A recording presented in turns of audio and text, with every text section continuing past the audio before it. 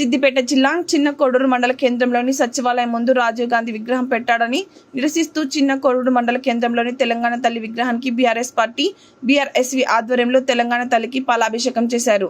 ఈ కార్యక్రమంలో ఆయా గ్రామాల పార్టీ కార్యకర్తలు తదితరులు పాల్గొన్నారు।